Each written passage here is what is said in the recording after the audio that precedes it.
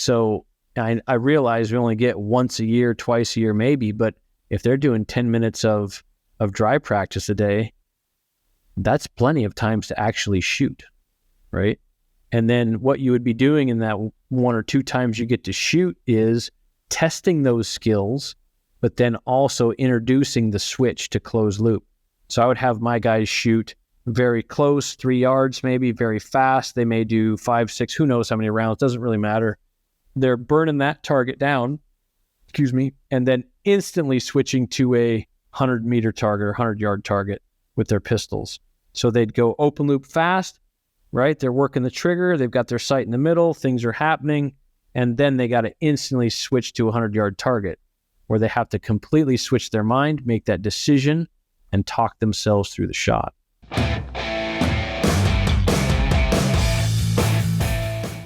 Welcome to the Firearms Nation podcast. I'm your host, Ark Levy. And have you ever had a moment when you're trying to take a shot and you just felt like you just had to break the shot right now? And it turns out that when you do that, you jerk the trigger and you said to yourself, God, my sights were lined up and it didn't work. Why? Well, we're going to get into that today with my guest who's developed a system that'll help you get past that. And I'm speaking tonight with Joel Turner from Shot IQ. And he's got a long history of not only being on a SWAT team as a sniper, but as an archer and bow hunter, and has coached a lot of people. And so it's going to be a really interesting conversation. So thank you for coming by. And Joel, thank you for coming on the Firearms Nation. Yeah, thanks for having me. So you were, like I said in the quick little intro that I just did, you were part of the SWAT team. You're out in Washington, correct? Mm-hmm. Yes, sir. So how long have you been, you're retired now. How long were you on the team for? I was on the team for just shy of 19 years. And I did just shy of 21 years in law enforcement. So I got on the team fairly early in my law enforcement career. And also 2 years into my career is when I became a firearms instructor as well. So been at it for quite a while. Okay. And were you always, I mean, you're out in Washington and everyone thinks of Washington as like guys just walking around with bows all the time, and shooting things and hunting and stuff. Out here on the East Coast, I mean, we're like, that's crazy. Yeah, it's different. But so were you always passionate about firearms, or were you strictly, doing bows and stuff like that? No, I've been just passionate about shooting my entire life. I started shooting very early on. I started shooting centerfire rifles when I was 5, which was kind of a nightmare. But I started shooting a bow when I was 7, and I've just been completely and totally life involved in shooting in all aspects my whole life. Now, did you come from a family who preached that sort of thing? Was your dad a cop? Was your dad in law enforcement? No, Dad wasn't in law enforcement. My dad was a logger, and my mom was actually in law enforcement. But my dad was a shooter from, we were shooting all the time, and at 9 years old, we would always get our BB guns. So I have 2 older brothers, and when my oldest brother, who's 3 years older than me, he got his BB gun at 9, and he never shot it, and I shot it so much that I wore it out. And then my other brother got his when he turned 9, and I was only 8, and I wore his out in less than a year. So when I turned 9, my dad bought me a little bit better model. So it was, and it was just on from there. Now, your dad, you said he was a shooter. So was he the one that originally started to coach you on how to shoot? Yeah, not necessarily. I mean, he didn't really know how to make me a better shooter. He just wanted to expose us to shooting, and it was just the basics, right? Just put your sights on and squeeze the trigger as slowly as you could. And that was it, and that's the same instruction that millions of other people have gotten as well, from fathers, mothers, granddads, whatever it may be. That's always been the instruction, is just, put the sights on and squeeze a trigger. Squeeze it as slowly as you can. There's all this, let it surprise you. There's lots of stuff, myths in firearms that we're going to dispel tonight. But you also did bow hunting. because I know that's you're Right. known for your bow hunting and your Mhm. archery instruction. Where did that come into play with your shooting? Now I know you've said shooting too, and that was funny because I was listening to some previous interviews and you were talking about shooting, but you're talking about shooting arrows, not shooting bullets. And from my frame of Right. reference, it's always been shooting bullets. So how did the whole shooting arrows get involved? Well, I started shooting a bow when I was 7, and shot anticipation in archery is 100-fold what it is with a firearm. Not knowing any better when I was 7 years old, just slinging arrows out in the yard, and by the time I was 8, I was dealing with the same shot anticipation as every adult out there, and being locked off target or releasing the string early or whatever. And it was happening in my firearms as well. If you gave me a BB gun, I was able to do what my dad told me. I was able to squeeze that trigger slowly. But if you gave me a centerfire rifle, it was a nightmare, flinch city on those things. And I was not a good shot. And I was not a good shot with a bow. I was just completely enamored with shooting. I just loved watching the flight of the arrow. I loved shooting cans, any type of reactive targets. I just loved it and I lived it. And so that's all I did growing up. Everything I did was based around shooting and hunting, just not being that successful in it. And, life went on, college. And then during college, I became a wildlife specialist for the USDA. And that involved a lot of shooting, a lot of air rifle work in that animal damage control and a lot of shotgunning. And I was good at those things, right? When I didn't have to worry about flinching on a trigger, I was good. But in the archery world at that time, still massive shot anticipation, locked off target. It's crazy what happens in the human mind when you shoot an arrow. And it's a lot easier to shoot a firearm because in a firearm, the explosion happens in the apparatus and recoil is imparted upon you, but that's easier to override it's easier to override your central nervous system in that regard. But when you deal with archery, the explosion happens throughout your body. So, people don't see archery as an explosion, but the definition of an explosion is a sudden release of energy. And in archery, your mind really wants to know when that sudden release of energy is going to happen so that it can brace you for impact, brace you for the recoil of that bow going off. Same thing that happens in firearms. We see it as a flinch. But in firearms, there's numerous mechanisms that are in place, like a safety, dummy rounds, all these things that you can actually see pre-ignition movements. You can't ever see that in archery because the bow fires every time, right? So it's much more difficult to see and to map and do all those things in archery. So these two things were happening at the same time. I'm failing in archery and also failing in any precision firearms work. But if you put me on an air rifle, a 22 long rifle, or a shotgun, I'm your guy, right? But and then after, when I became a full-time wildlife specialist, it became evident when I would get on coyote contracts, because you're in the middle of a city and you get one chance to take out a problem coyote. And you call this thing in and you're shooting between houses or whatever you need to do to get this thing as safe as you possibly can. But if we did it with a centerfire rifle, I was not your guy, because every time the reticle would get on that coyote, I'm only thinking it's going to get away. So my thought process was very skewed in those. And then if you're thinking it's going to get away, you're going to rush the trigger. And that's what we see in all aspects of shooting now. But now we know the actual science of what's happening. Okay, so I want to go back, and so out here on the East Coast, we have Fish and Wildlife Commission, which is our state enforcement of hunting laws and fishing laws, and they'll take out a gator or python or whatever that we need to. What is a wildlife? What was it called? A wildlife. So it's the wildlife specialist with USDA Wildlife USDA Wildlife Services. They're in every state. It's a branch of the wildlife of USDA that deals with animal damage control. And okay, what is damage control? State. So, like, if you have Canada geese on a runway of an airport, okay. Right? If you have beaver damage that's flooding that you don't want to deal with, coyotes that are attacking livestock, or wolves that are attacking livestock, grizzly bears, all the stuff that's federally protected, deals with U.S. Fish and Wildlife Service and USDA Wildlife Services. So it's a branch of the USDA that very few people know about. And Okay. And what do you do specifically? You just go there to neutralize the animals? You do a lot of hazing, so you're scaring a lot of things away, but there is lethal control as well that happens with that. So that's where I got a lot of my firearms experience as well, is in that situation, those situations. It's wild, but what those agents do. So real quick, I want to ask you, because I find this fascinating. What was the craziest thing you had to take out? We did a lot of goose work, and a lot of times you would get geese or a pair of geese that would nest in a little pond in the middle of an old folks home, of a retirement home.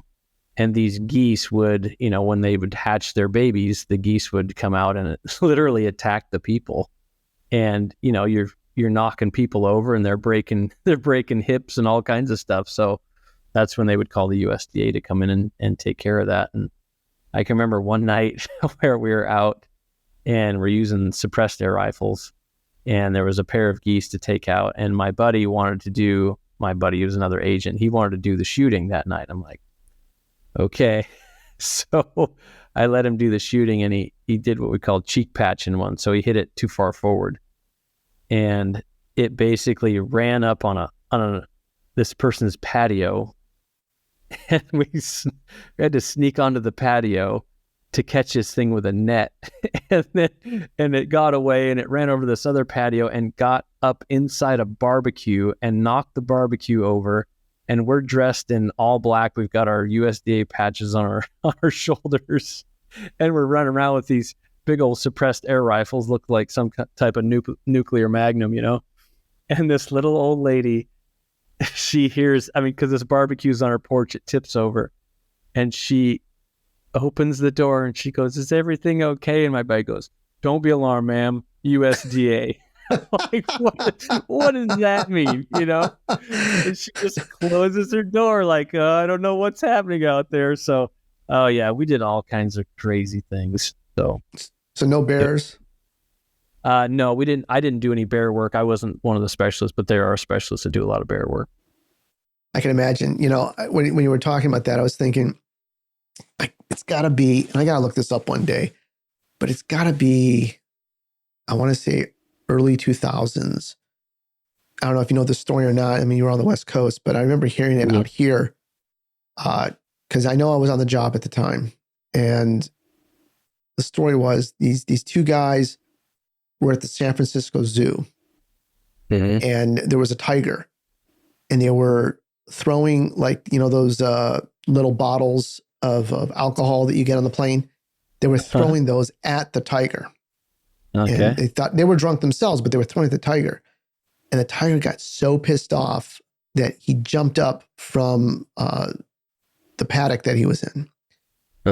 And they ran into the food court area, which is kind of ironic, right? They ran into the food court area, and this tiger was in the crowd, didn't go after anybody else, but went after them, knew where they were, went them, and basically mauled them. Right. And then, San Francisco PD, their SWAT team, had to go in with fire rescue to not only get these guys out, but to neutralize the tiger.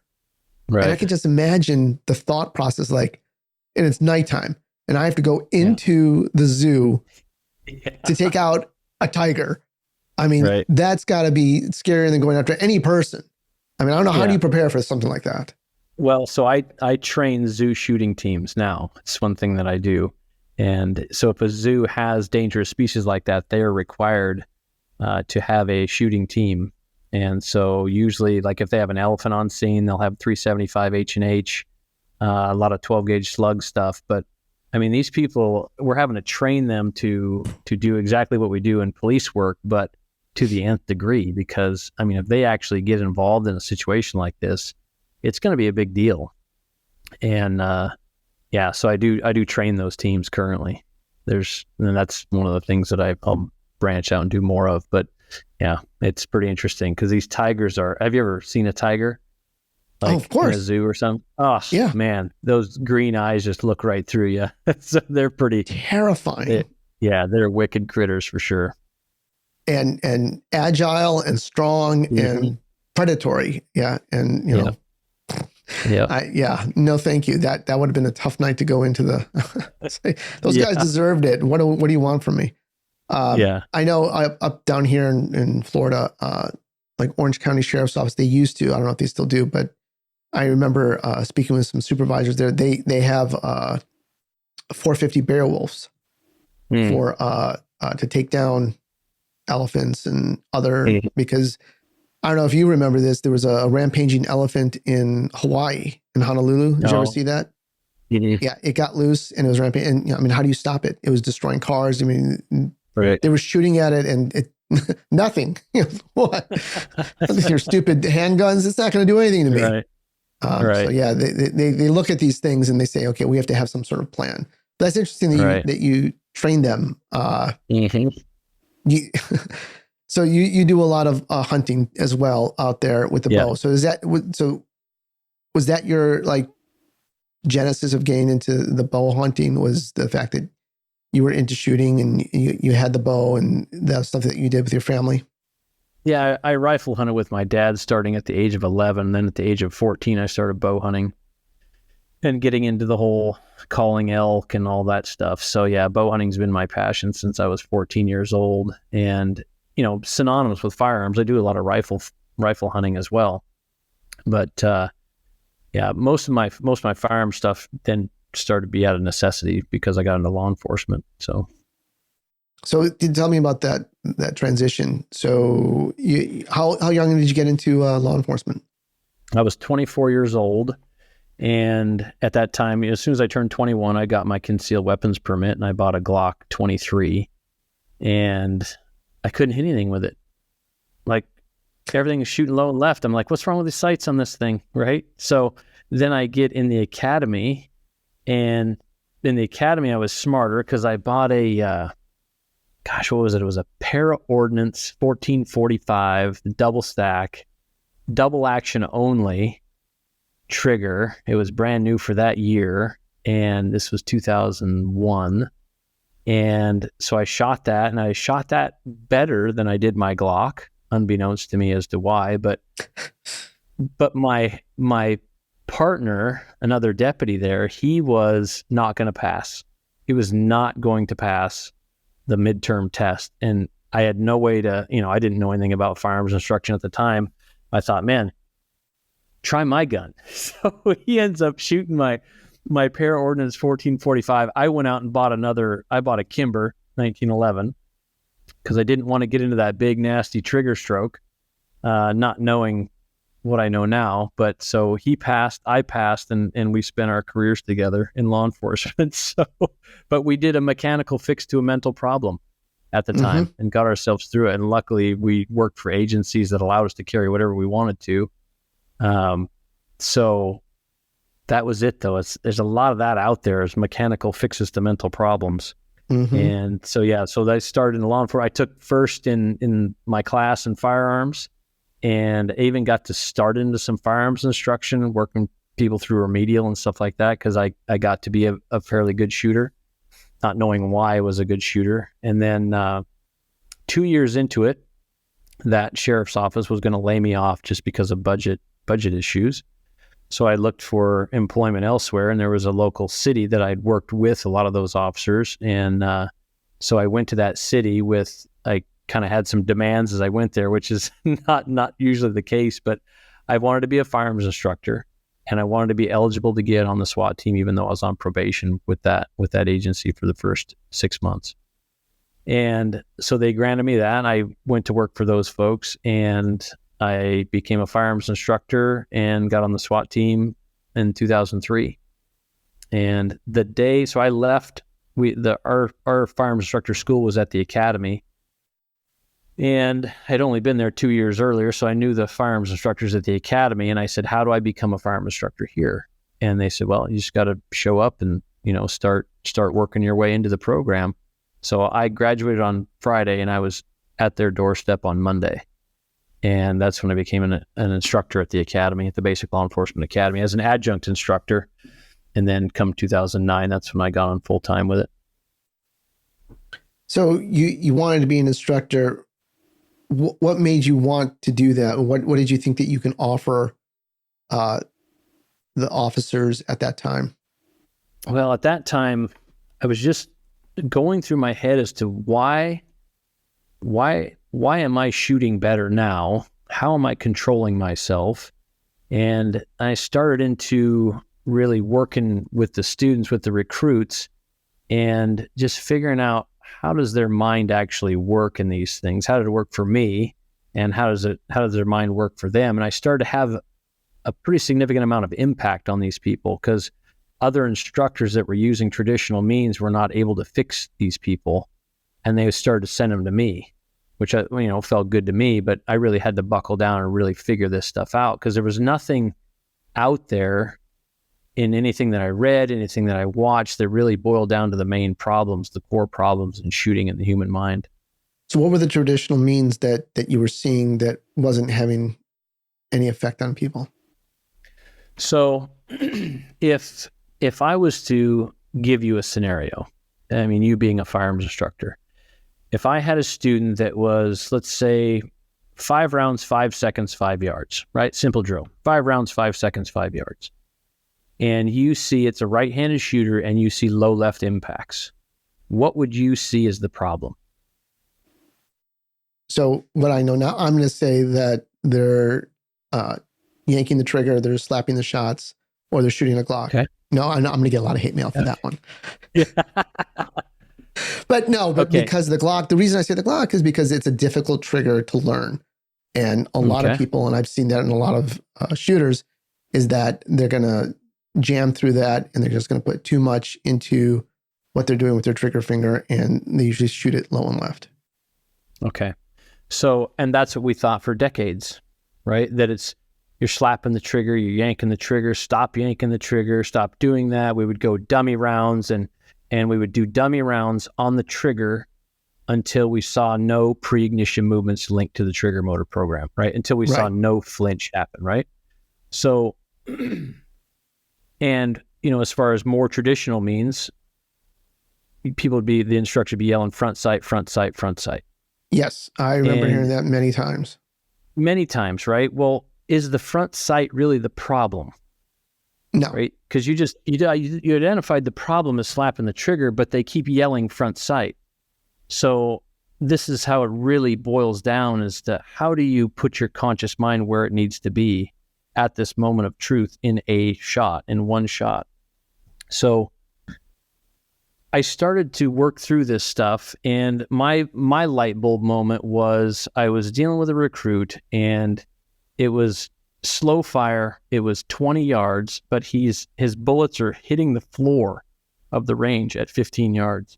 So his pre-ignition movements, his flinch was intense, right? He's a very nervous cat. His movements were very fast. He would speak fast, and you've seen these personalities before. It does not lend itself to good shooting. So I got on the driver's side of his pistol, right? So I'm on the side of his pistol. I don't know if you can see this. So I got to where I could see the tip of his finger, and I said, okay, here's what I need you to do. I need you to press the trigger just to the pressure wall. That's all I need you to do. Just get to the pressure wall. He's shooting a Glock. I said, just get to the pressure wall. He said, okay, yes, sir. So he presses it to the pressure wall. I'm like, okay, I need you to start pressing the trigger, but don't make the gun go off.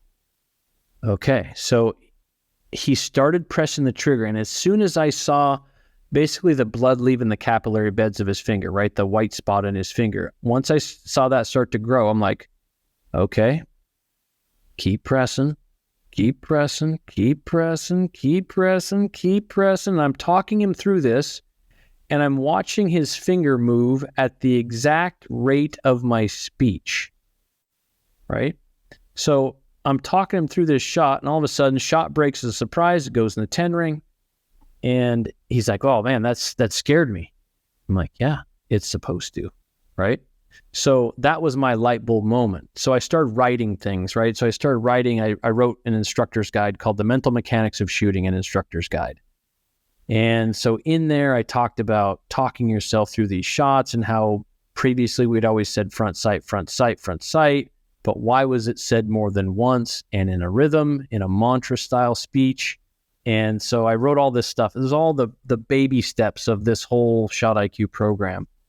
And one of the sniper instructors for a police department, he was actually an anesthesiologist. So he was like a reserve officer, but he was a sniper on the SWAT team. He was also their doctor, right? So he read this article and he says, "Oh, that's neurolinguistic programming." I said, "Wait a minute, doc, that is a big word." I need to know what that means. And when you look it up, neurolinguistic programming is always used for self-help stuff. Get yourself out of the gutter, beat addiction, all this stuff. It's never been used in shooting. It was used in shooting, but unbeknownst to the firearms instructors, they always said front sight, front sight, front sight. They would tell you about your grip. They would tell you about your stance, but then they would never put your conscious mind back in the trigger, which was the problem area, right? So we started to really fine tune on how to actually put your conscious mind into movements, especially a movement that causes an explosion, like a trigger movement. So that's where it all started. And when I asked you that question, what would you do for this shooter? And you said that they're obviously yanking the trigger. Well, anytime that they're in a non-precision gunfight, like anything that's close and it's shot at the speed of life, right? You're not going to be smooth on the trigger.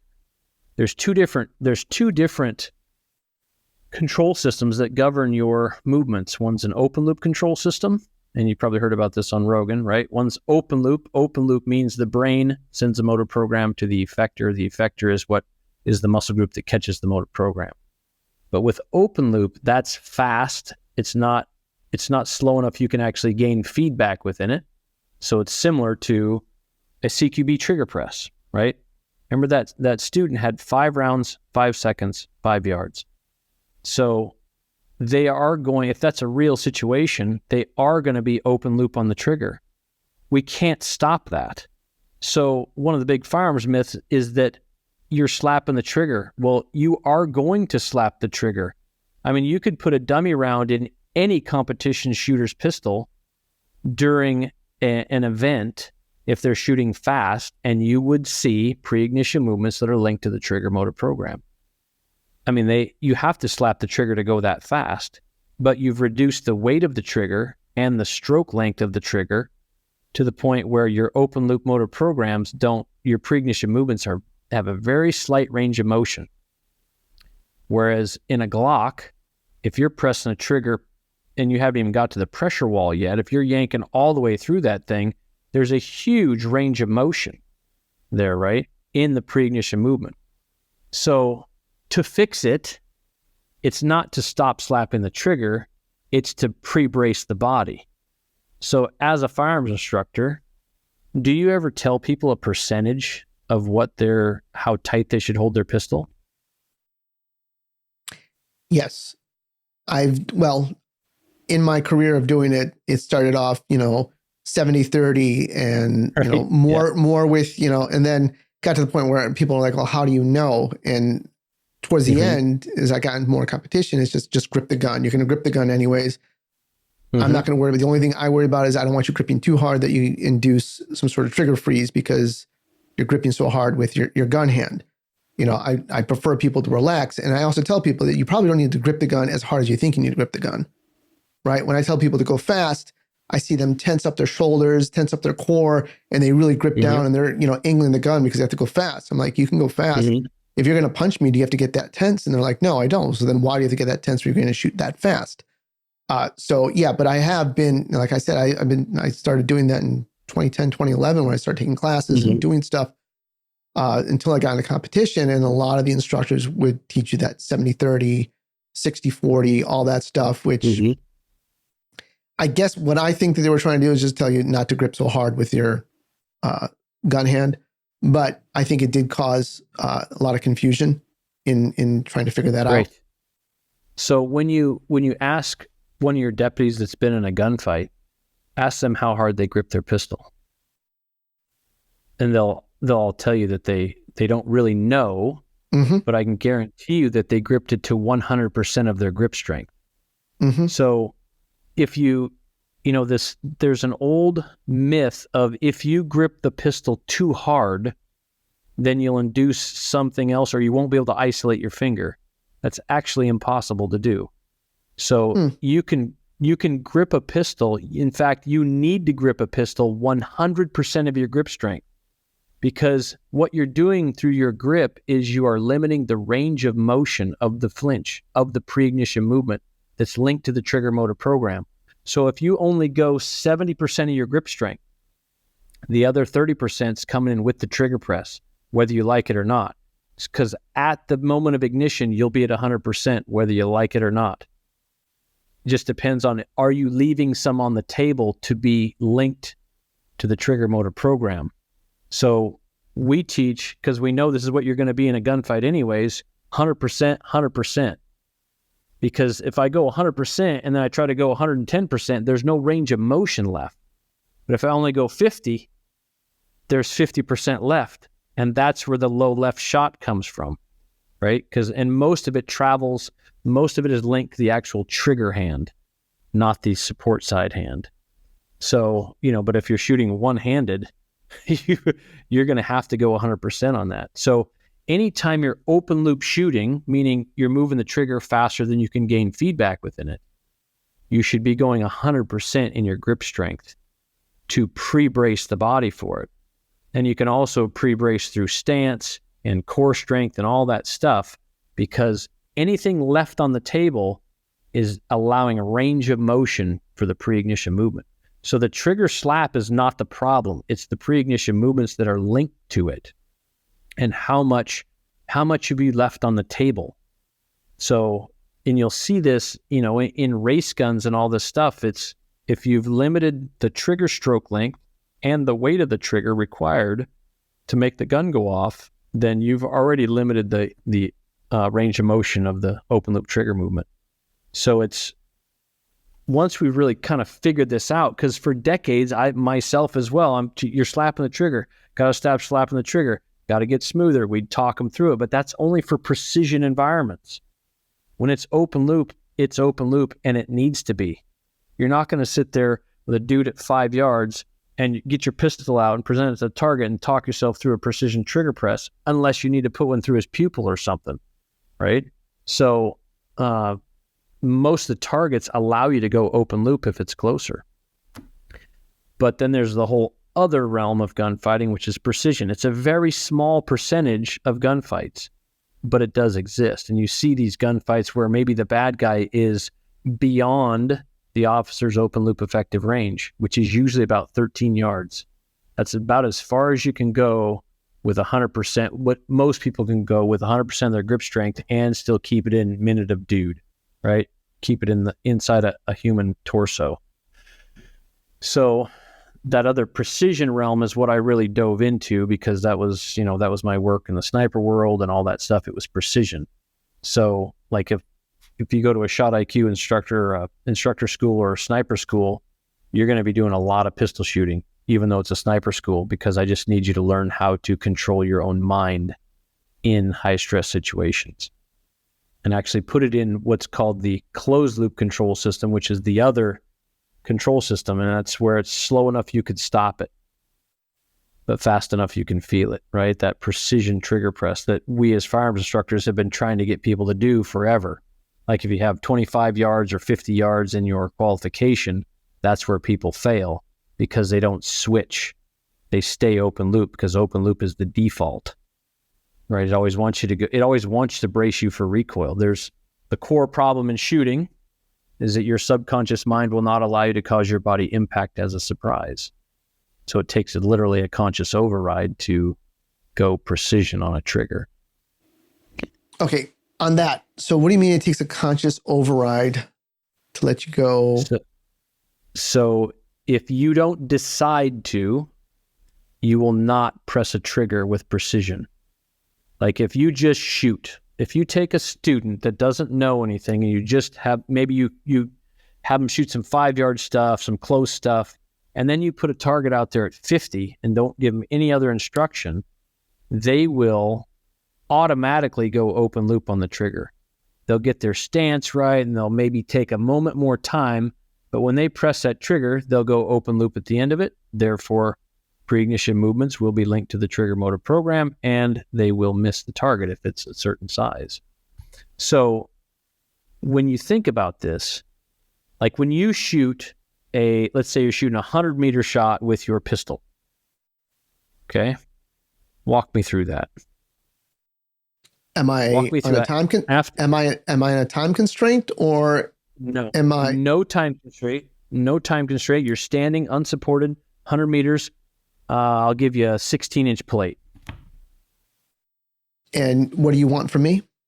How I get to there? Hit the plate. I want you to hit the plate, but I want you to tell me after you get to full extension on the pistol. Walk me through it from there. I have my dot or my sights aligned. Mm-hmm. Once they're aligned, I let them go, and I work the trigger, and I feel the trigger go. I just breathe and let the trigger go. I just feel it keep going, going, and going, and then it'll eventually go off. Okay. Why did you say that 3 times and in a rhythm? You said going, going, going, right? Because I'm feeling the trigger go each time. Yes. So every time that the conscious mind is attempting concentration, it will always come up with a speech pattern. It's always said more than once and in a rhythm, right? So you doing that, like if you use the word going, or if you use the word keep pressing or whatever, that doesn't just happen. Like if you're thinking, oh my gosh, this guy's going to kill me, right? If you're thinking that, you'll never go close loop on a trigger. You'll never go going, going, going, because you're thinking, oh my God, this guy's going to kill me. So it's the ability to decide and switch to do the conscious override and go, now this guy's going to try to kill me, but if I don't press the trigger perfectly, it's not going to work out, right? Well, at 100 meters, I'm not worried about the guy killing me other than taking a shot. Right. I mean, he's not on top of me. The last time I got shot at was, I know what you mean. So there's a difference Yeah, the last time I got shot at was, the guy was 140 yards from me, and it was crazy because I was watching him shoot at me through binoculars. And it just so happened I was glassing, looking for this guy, and when I finally found him, he was at full extension, right, with a 357, and he cracked that round off, and it's, you're like, well, what are the odds? But he's still slinging lead at you. So you still have that moment of having to think about it. But anytime you recognize a precision shot, like, oh, that's far, or oh, that's small, whatever it may be, you have to switch your mind to actually press the trigger perfectly. And that is the skill. It's being able to switch between open loop and closed loop instantly once you recognize a precision environment. And that's the hiccup that most officers have, is they don't either know how to switch or they don't realize that they need to switch.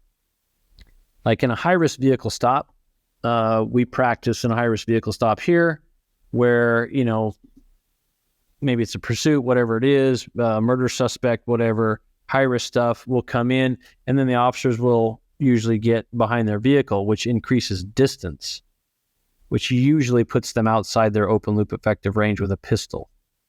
So we very much emphasize the use of rifles with high-risk vehicle stops, just because with a rifle, you can go open loop on a trigger and still remain effective out to 100 yards or whatever you need to. But with a pistol, it's 13 to 15, somewhere in there is where things really start to not hit what you need to hit with a pistol if you go open loop. Well, that's one of the reasons why I always profess to my students that you should get out and compete. Because you put yourself in a situation where you're going to have close targets, you're going to have hard targets at distance, and you're going to have to learn to adjust on the fly as you're moving and running and squatting and doing all sorts of other things, where absolutely it's not just going to be at a, on a flat range where the target's not moving and you have all the, you're not worried about what you're doing either. I guess if you were hunting lion too, you'd feel that same kind of stress. It's exactly the same when you have to, when you compete, you get to shoot with adrenaline in your system. And again, the skill is evaluating your environment instantly and going, oh, I got to switch. Or if you're running close, it doesn't really take that decision. And if you don't decide, you're going to go open loop anyways. So it's very interesting how firearms instruction has for so long been stuck in this trying to fix the trigger press in an open loop environment when that's not the problem. It's the movements that are linked to it. It's the bracing movements based on that core problem in shooting. So it's very interesting. And when you understand these things, you completely change how you teach your firearms work to your officers. So, okay, another big issue in teaching officers is depending on what agency and how much of a staff you have, you're not given that much exposure to the officers.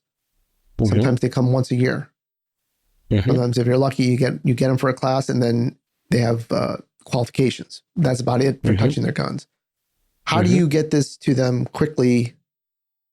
So and you have to excuse me. We are having a pretty severe storm outside. If the power goes, I'll try and reach out to you. But yeah, how do you, in the short amount of time, how do you capture this for them? So that's across the country. Officers get to shoot once, twice, maybe 4 times a year. But if you had 5 minutes to spend with somebody, how would you spend it? What would you say, in your opinion, is more important than actually shooting? What skill with a firearm is more important than actually making lead come out the barrel? Are you asking me what I teach to people? If you just had like 5 minutes to spend with somebody, would you teach them to shoot, or would you teach them to blank? What would it be? Well, I guess for me, I would want them to be able to draw their gun on a target every time. So they're not worried about the presentation of the pistol to the target or the rifle to the target is more important than making lead come out the end of it. Because in the presentation, and that's where you really find this in bow hunters nowadays that are carrying pistols for grizzly bears.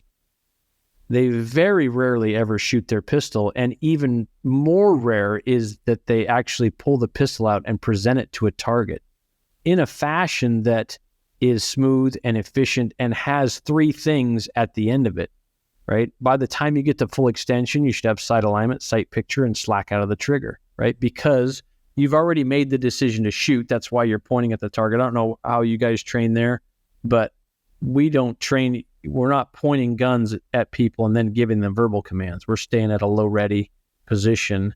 And then if we make a decision to shoot, then and only then do we actually push our gun out. But that's how you train. You've trained this getting the pistol out and then a straight push to target so that you have all those 3 things every single time you go to full extension, so that when you get in your high stress event, and I know you've talked to lots of people that have been in gunfights, very rarely, if it's a CQB event, if it's close and fast, as most gunfights tend to be, very rarely are people actually seeing their sights. So you have to know that if you get to full extension, your front sight is in your rear sight, and whatever you are looking at is your sight picture. When you get to that point, then you are proficient enough to go out and, carry a gun around. But that's why I tell them that you got to dry practice every day, 10 minutes every day. Absolutely. So you get that that's subconscious skill set that every time I draw my gun, I know it's going to be on target. You're set. I mean, your instruction is spot on. It's so much more important for people to know how to present their pistol or their rifle to the target and have all those things by the time they get to full extension. Because when you go, if you had this model student, if you taught them the presentation of the pistol to the target, and then you taught them to go full grip strength, 100% in their hands, you've just fixed 99% of the gunfighting issue, right? I mean, all you got to do now is make it go off, and you're going to be open loop anyways. But if you've pre-braced and you've presented the pistol to the target where it needs to be, you're good to go, right? So I realize we only get once a year, twice a year maybe, but if they're doing 10 minutes of dry practice a day, that's plenty of times to actually shoot, right?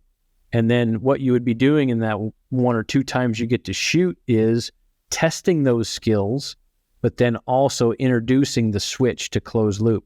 So I would have my guys shoot very close, 3 yards maybe, very fast. They may do 5, 6, who knows how many rounds, doesn't really matter.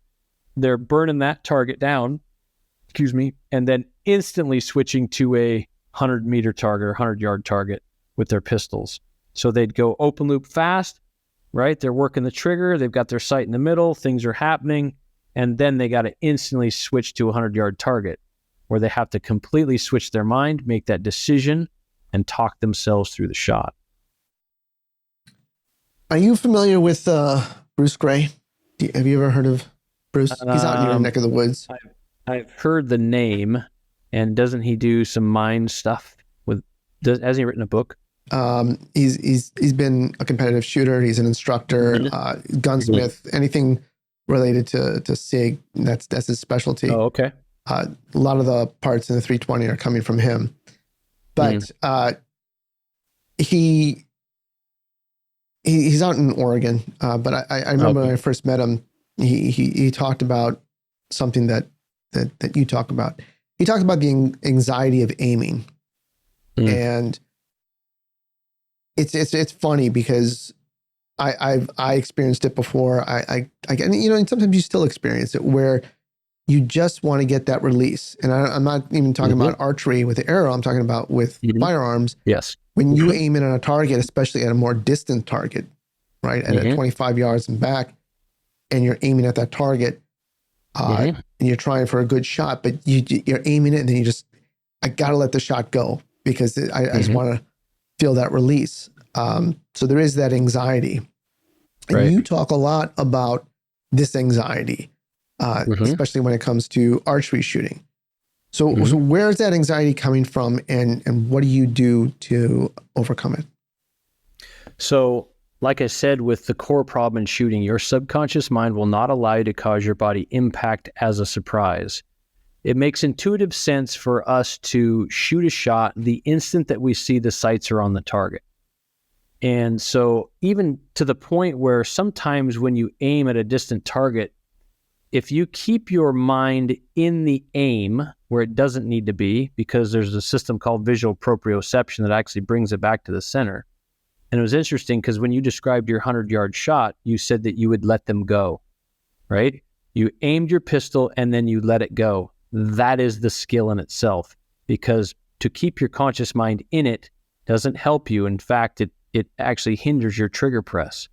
So the instant your mind sees this aim as on, it wants to link the aim to the explosion. That's why people get a little jitter in there, or they actually have a body tremor.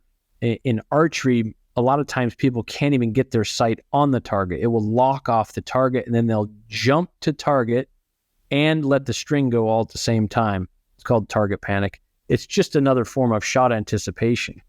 So what we do about that is we understand that it does not help us to put our conscious mind in the aim. You simply set the aim and then you let go of it, right? Because if you continue to watch it, it's always returning to the center, especially in a firearms. If you're shooting a pistol with iron sights, it's not, it's moving in the notch, but they always said equal light, equal height, right? Well, equal light on each side is impossible to hold. You can't actually hold equal light on each side.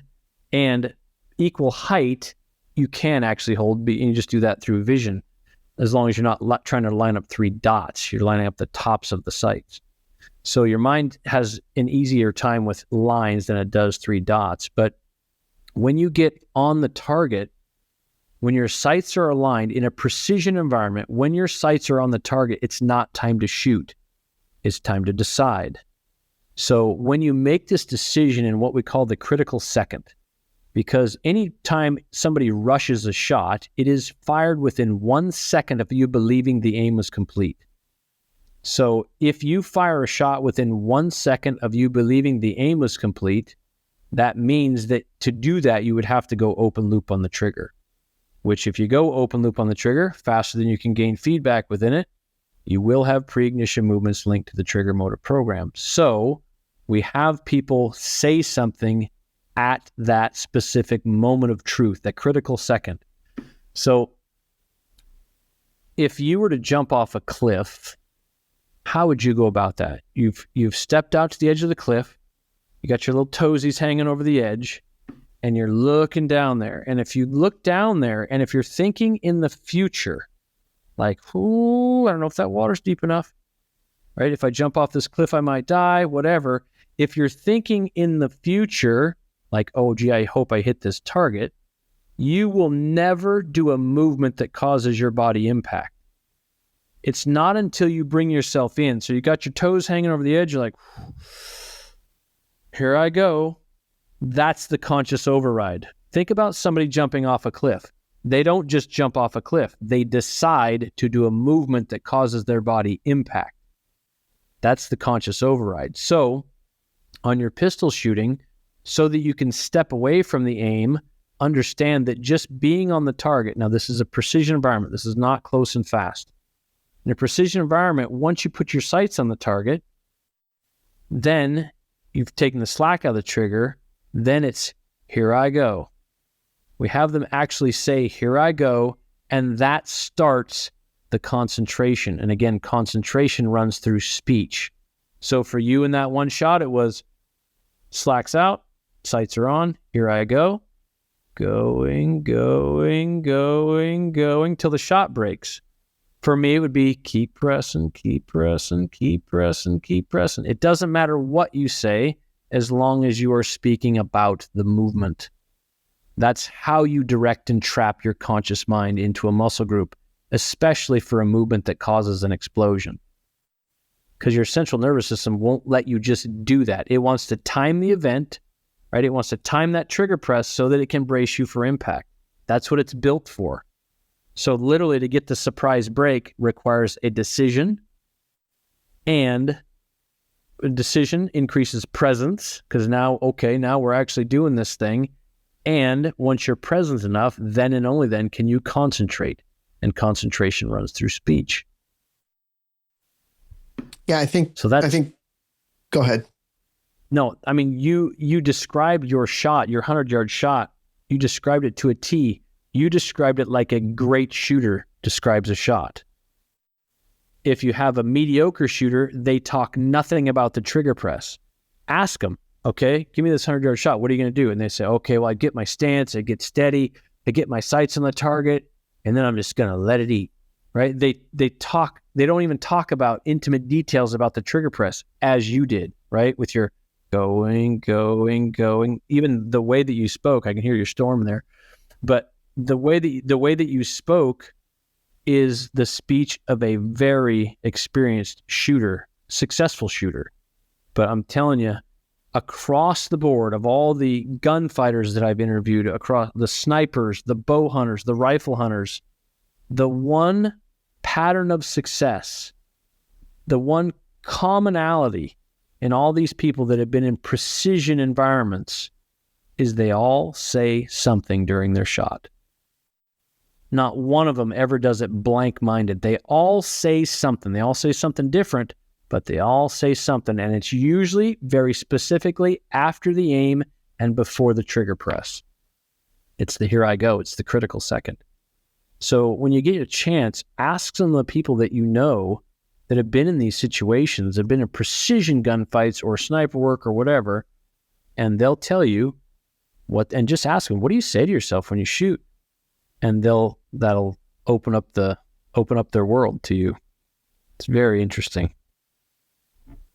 So when you were talking about the archery, I have real no, other than when I was a kid, playing around with the bow and trying to be Robin Hood. Uh, the archery aspect of it does sound so similar to pistol shooting in terms of, like you were saying, that they want to break the shot, they want to let go of it, that they over aim, right? Because you can only aim once you've aimed, you can't aim anymore. So it's interesting that you say that people are doing the archery. Do you think that it's a good balance? The stuff you're teaching for pistol, also teaching for archery, it kind of works together. Absolutely.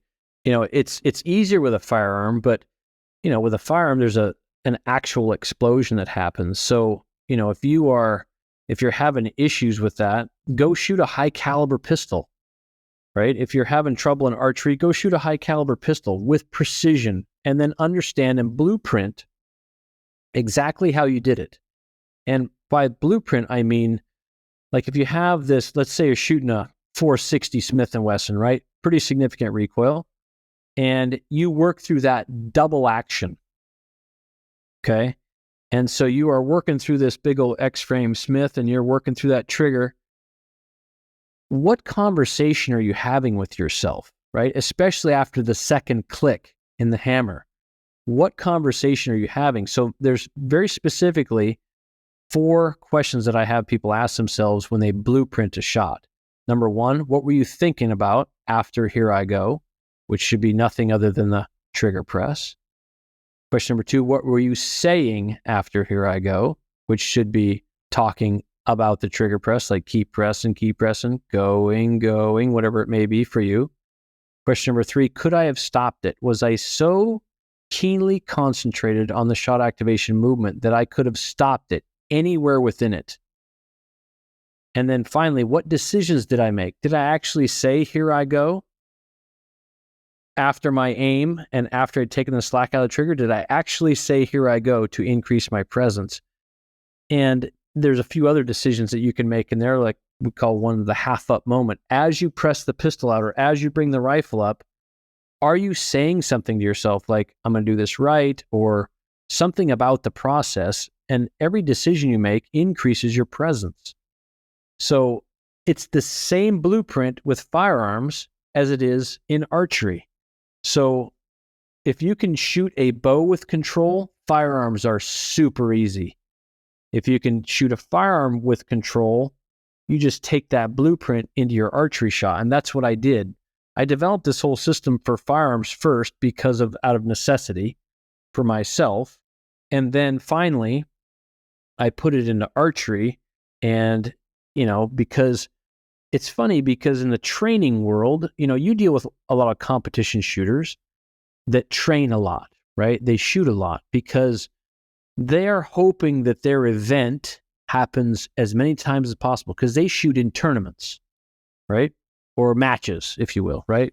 In archery, it's tournaments. In firearms, I guess it's matches or whatever. But when you look at the layperson that just gets their concealed pistol permit or whatever, they go through minimal training because they hope they never have to use their firearm. Whereas in archery and in competition pistol shooting or competition rifle shooting, you hope you get to do it as many times as possible. And also in the hunting world, you hope you get to shoot a lot. So just in the primal nature of training, people that are just owning guns and not training with them, it's because they really never hope. They hope they never have to get in a gunfight. And I hope they don't either, but it's a crazy world out there for sure. But the two training in the two, it significantly helps each. So that's what we do. So tell me more about what your company's Shot IQ is. So Shot IQ is basically how to control your mind in these high stress events, be that archery. I've got an online archery course. I've got an online rifle course, an online pistol course. And we really teach you how to control, not just what you need to do, but how to actually, I'll show you what work needs to be done and how to do the work.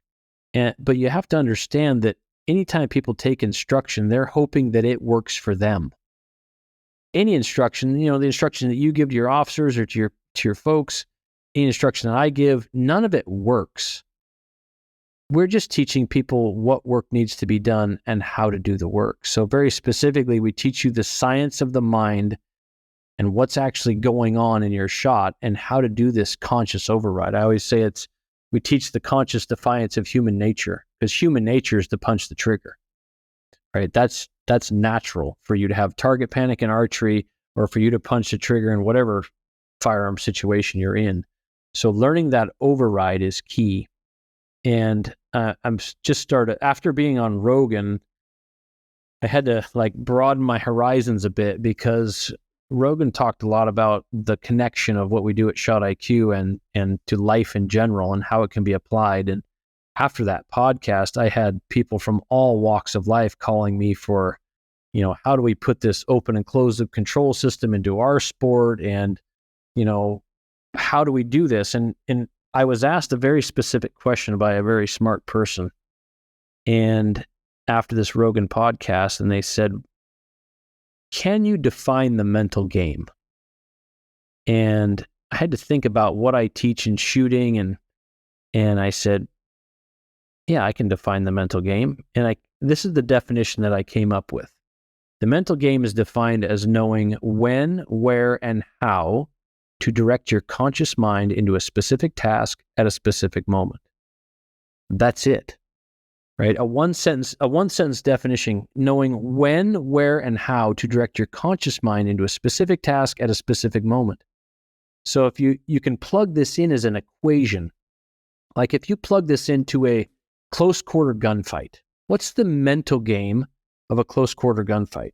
You've got all the movements down. you're going open loop on the trigger. So what is most important?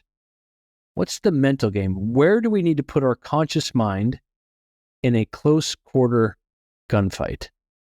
Think about that for a second. And this is what we do in training, is we figure out when and where first, and the how is always speech. So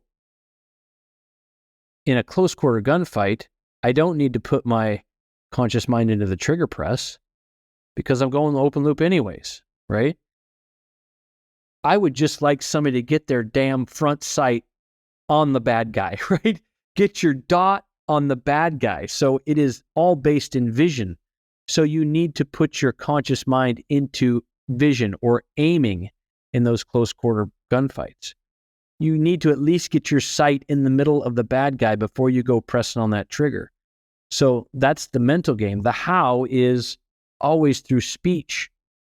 So maybe before you go in that house or whatever, that at your moment of truth, just say the word, right? Aim or middle or whatever. Put your conscious mind into that vision.